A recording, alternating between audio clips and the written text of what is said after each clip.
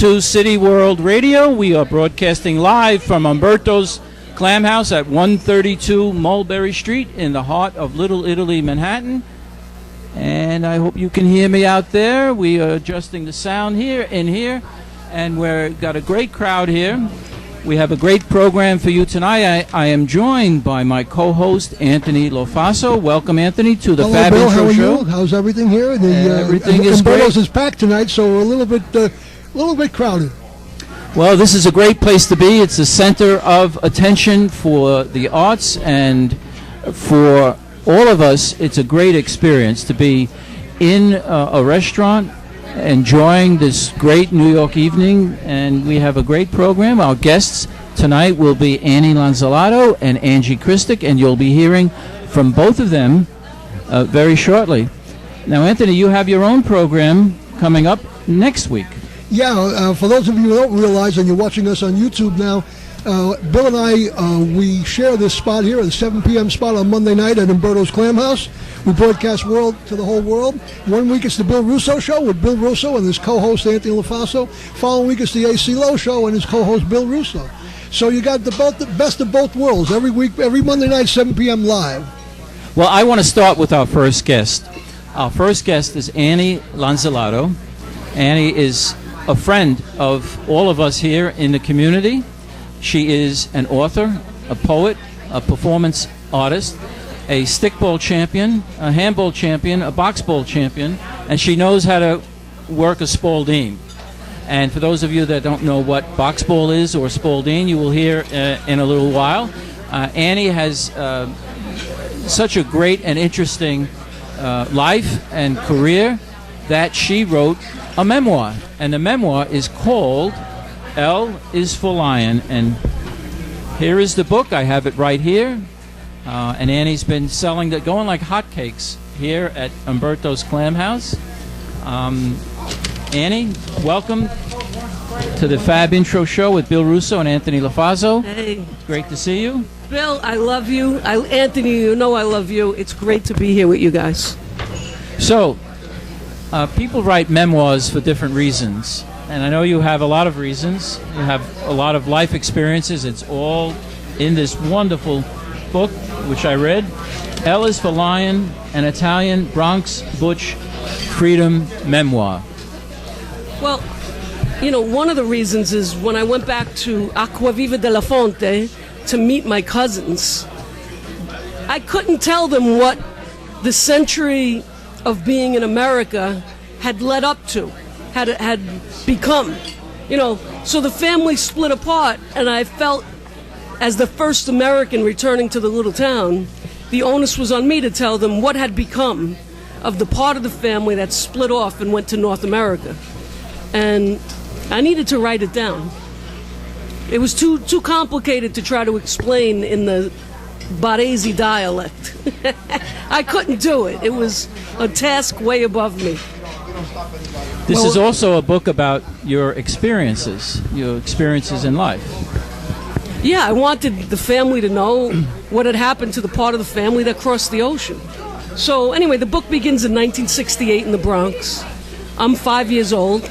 My brother's going to Vietnam. My father's a war veteran whose post-traumatic stress disorder is set off worse by the fact that his son is now a Marine, like he was. And there's a lot of violence in the house. And it's a story about survival and bouncing back. And, you know, when you don't get help that's organized in life, like at that time, you know, the family court system was a baby system. It really didn't have its legs yet. And so my mother was left without organized resources for her well-being. And, you know, with some luck and some help, we bounced back through the years.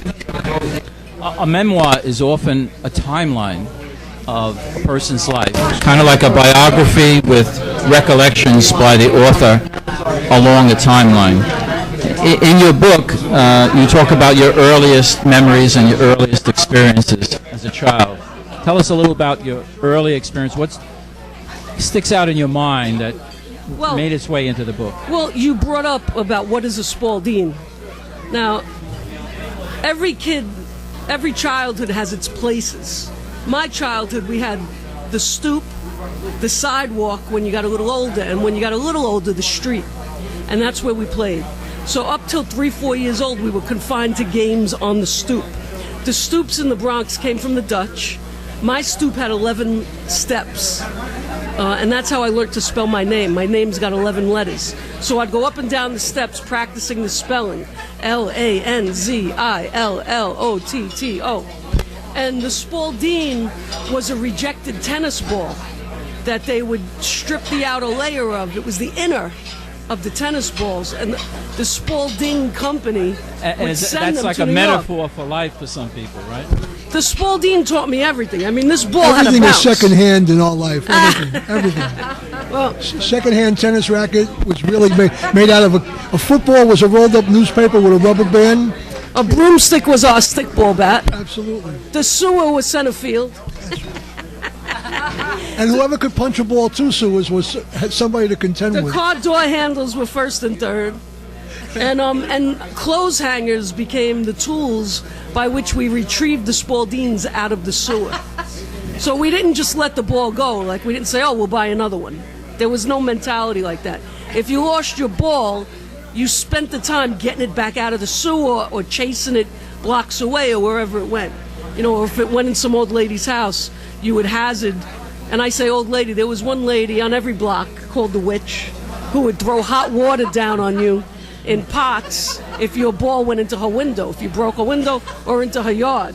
So we hazarded, didn't you? Absolutely. Yeah, you had to get your ball back. Well, there was a witch and there was always a cat lady too, so you had to watch out for both. The cat lady was, you would feed like 28 cats, you know, and 4 degrees outside. But that was what made it a community. Right. Everybody was part of that world and participated and contributed. Didn't you feel like you belonged? I knew where I belonged. I absolutely knew who I was until I grew up. And And I then what have no happened? idea to this day. No, I agree with you. I never felt so much belonging as I did on this cover picture on my bicycle, on my chopper, popping a wheelie on the sidewalk. I No. belong there. Now where did you live? Exactly. I St. know you- Raymond's Avenue off Zariga. I know exactly. Yeah, you're not far from the hospital. No, half a block from the The hospital. hospital's right there. Yeah. Yeah. And that Anthony hospital- would know. He knows the streets of New York Is the City like hospital, the back is of the his hospital hand. still open? Well, unfortunately, like many community hospitals, it went, I don't know if it's bankrupt, I don't know what the term, but I think Montefiore just took it over. And they're going to keep open some clinics, but Westchester Square Hospital has closed as we know it, to my knowledge. Yes. But some clinics will continue there. Yeah, they need them. But it won't serve the neighborhood like it used to all those years. Just like we lost St. Vincent's. I mean, that's a big discussion, losing the community hospitals. You have so many hats. You're an author, you are a singer, you're a writer, you are involved in many charitable activities. Well, I got one answer for you. Well, I haven't asked you a question No, yet. but I got the answer. When I was a kid, there was What one an easy thing. interview this is, folks. Now, this is great. I don't have to do it. This is great. No, because it's mental telepathy. I know. Oh, we love it. When I was a kid, I was told, shut your mouth. Senza male. So, were you told that ever? And that's why we're here with the microphones. Listen up, world, because we were told, yes, start the Zit, when we were kids. Were you told that? I was told. Were you told that? Start the Zit, right? È giusto. That's why we're here with the microphones. And that's why My the father always used to tell me don't talk because someone's talking. As a child, I want to know, how come that person can talk? What is it that I have the same to be that problem. person? That's right. When can you get to talk? Yeah. But here's the difference. Here we are. I read this book, and Annie has had a history of doing the opposite of what she was told. And from the book, it was your grandmother who said, educationer. What is this educationer? You read the book. No, read the book. Manja. Am I right? Your grandmother. She wanted things to be able to eat. In other words, why play baseball if you can't eat it? What's the point? So, in the middle of my championship citywide softball game, I was a catcher, a serious competitor. Grandma stopped the game. She was in left field picking chicordia. and the umpire jumped up. Chicordia, She had 2 bags of Chicordia in left center field.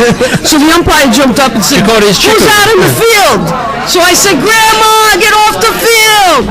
If you couldn't eat it, what good was it? Well, I have to say this. Our next guest is coming up in a little while, Angie Christic. She's here. She's listening. She's got plenty of material to draw from when she writes a play in the future or has to put on a production. There's plenty of material here with Annie alone. Well, so far, Angie's the best audience we ever had. Notice the word audience, one-person audience.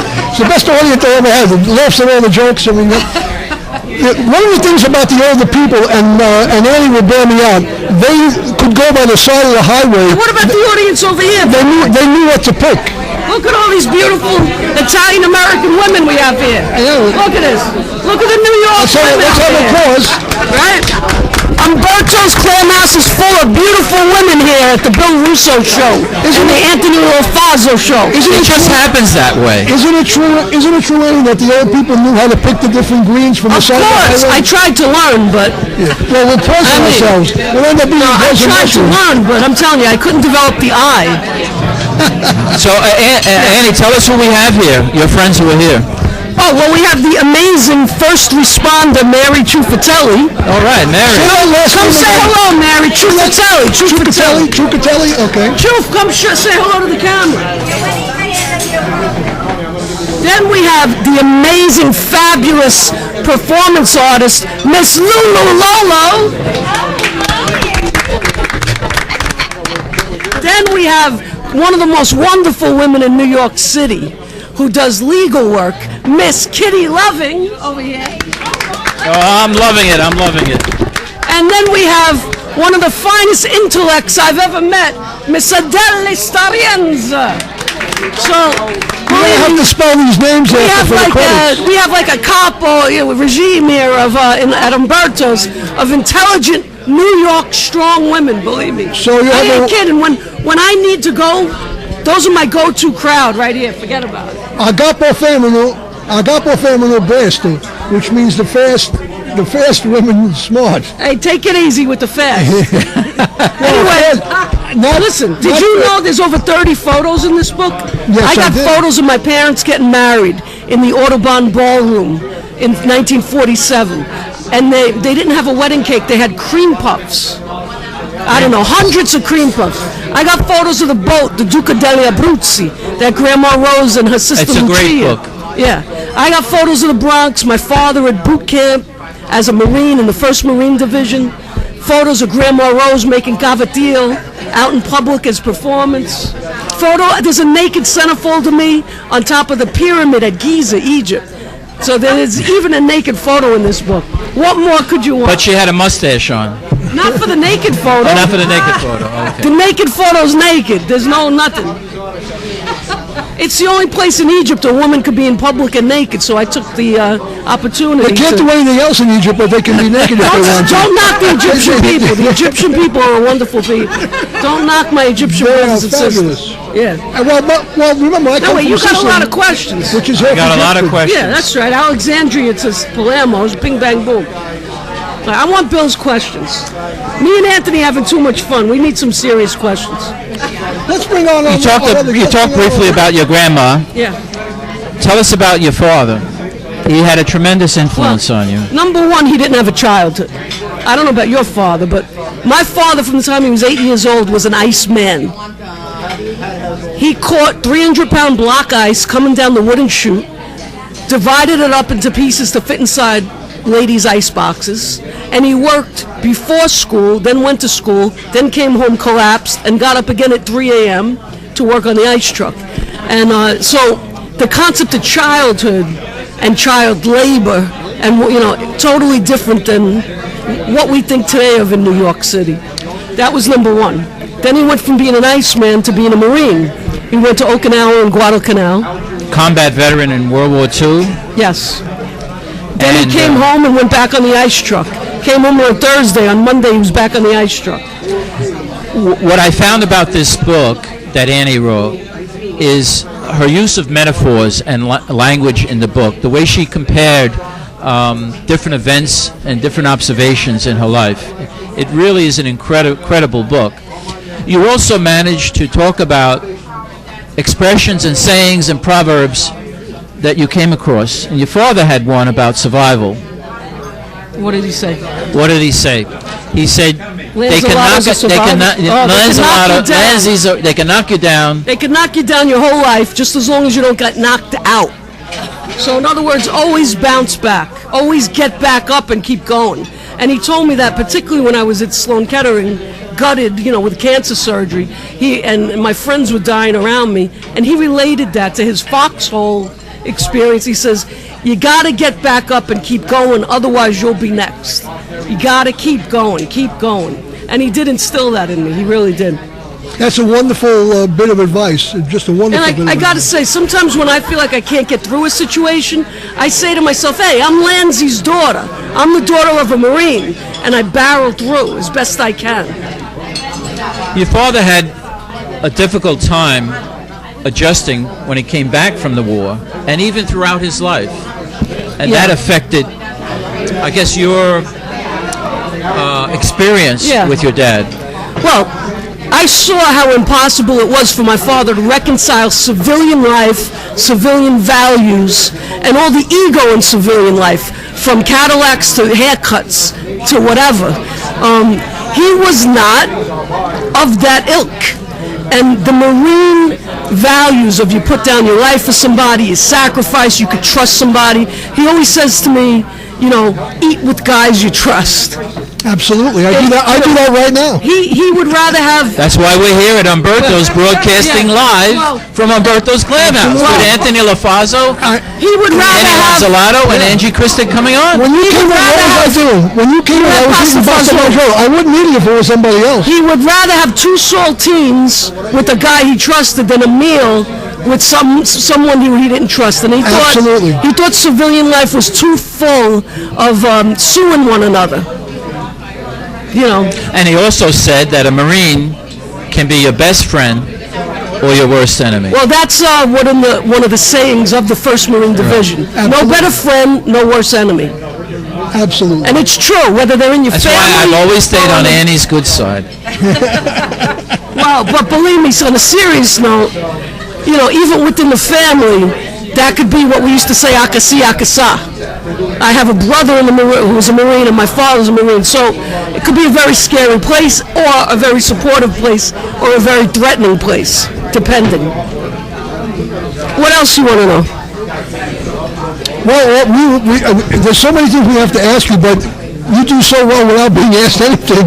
We don't want to interrupt. Yeah, but I know Bill did a lot of... I want to know about... There were certain turning points in the book and people that influenced Annie, and one is Sister... I'm asking you to move just a little bit to the right. left, chair and all. Get next, closely up with Bill. That's what you got to do. All right. Come here, Bill. Go ahead. Now you got it. Pull up to the bumper, baby. Now you got it. I want to hear about Sister Aloysius. All right. Okay. When I was in 7th grade... Mother St. Aloysius? The most feared nun, Sister Raymond Aloysius, who I think was Sicilian, by the way. Absolutely. She might have been Barese, I don't know, but she had that strong hook nose. Did she say Finastia or Finastia? What's the difference between Barese and Sicilian? She didn't. She spoke English. She taught English. We can't. So anyway, she said to me, Lanzillotto. She said, Lanzillotto, you got a big mouth. Stay after school. I was terrified. This was the most feared nun. When I got there, she gave me the Gettysburg Address, and she said, memorize it. And then she proceeded to take me to contests delivering it.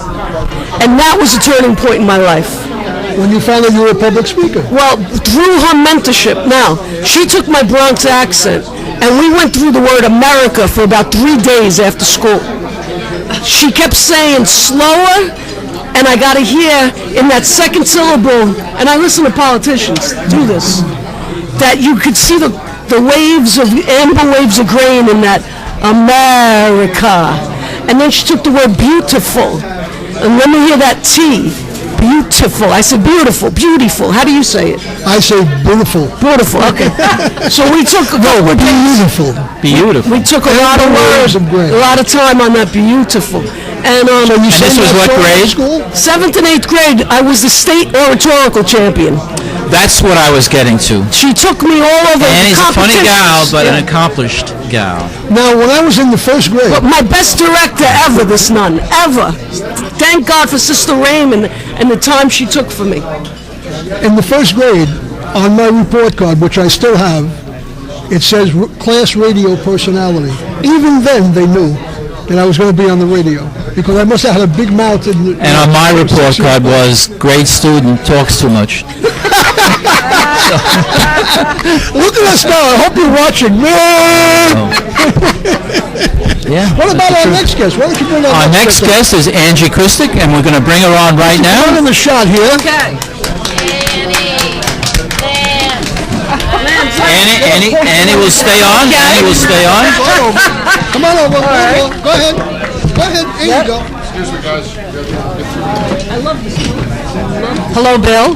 Annie Kristic is the founder and artistic director of the KBO Theater Company and Acting Workshop, where she currently has an ongoing acting class for beginners. She has also recently appeared in as Lady Sybil Seligman in a stage reading of Aria Pure Puccini with Bobby Funaro directing and playing Puccini.